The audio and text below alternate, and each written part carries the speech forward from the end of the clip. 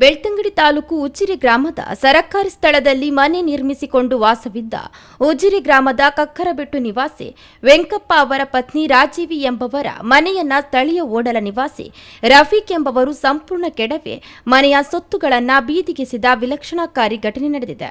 ರಾಜೀವಿ ಅವರು ಮನೆಯಲ್ಲಿ ಪತಿ ಹಾಗೂ ಮಗಳೊಂದಿಗೆ ವಾಸವಾಗಿದ್ದರು. ಅಲ್ಲದೆ ಇದೇ ಸ್ಥಿರಾಸ್ತಿಯಲ್ಲಿ ಅಡಿಕೆ ಮತ್ತು ತೆಂಗು ಕೃಷಿಯನ್ನ ಮಾಡಿರುತ್ತಾರೆ.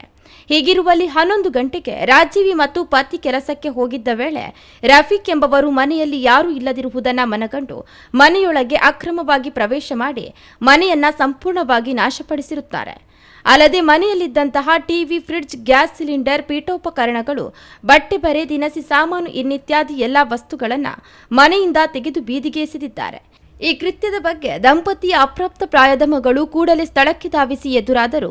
ಈ ಅಕ್ರಮ ಕೆಲಸವನ್ನ ವಿಡಿಯೋ ರೆಕಾರ್ಡಿಂಗ್ ಮಾಡಲು ಹೋದಾಗ, ನೀನು ಏನಾದರೂ ದೂರನ್ನು ನೀಡಿದರೆ ನಿನ್ನನ್ನು ಹಾಗೂ ನಿನ್ನ ಮನೆಯವರನ್ನ ಜೀವ ಸಹಿತ ಬಿಡುವುದಿಲ್ಲ ಎಂದು ಜೀವ ಬೆದರಿಕೆ ಒಡ್ಡಿದ್ದಾರೆ ಎಂದು ಆಪಾದಿಸಲಾಗಿದೆ.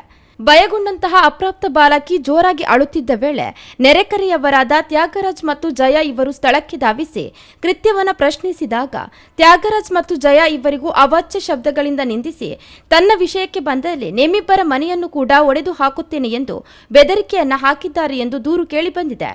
ಇದೀಗ ಇಡೀ ಘಟನೆಯ ದೃಶ್ಯಾವಳಿಗಳು ಸಹಿತ ಫೋಟೋ ಹೊಂದಿರುವ ಪೆನ್ಡ್ರೈವ್ ಅನ್ನ ದೂರಿನ ಜೊತೆಗೆ ಲಗತ್ತಿಸಿ ಪೊಲೀಸ್ ಇಲಾಖೆಗೆ ಸಲ್ಲಿಸಿದ್ದಾರೆ. ಇದರಿಂದಾಗಿ ನಮಗೆ 10 ಲಕ್ಷ ರೂಪಾಯಿಗಳಷ್ಟು ನಷ್ಟ ಉಂಟಾಗಿದೆ ಎಂದು ಅಲವತ್ತುಕೊಂಡಿದ್ದಾರೆ.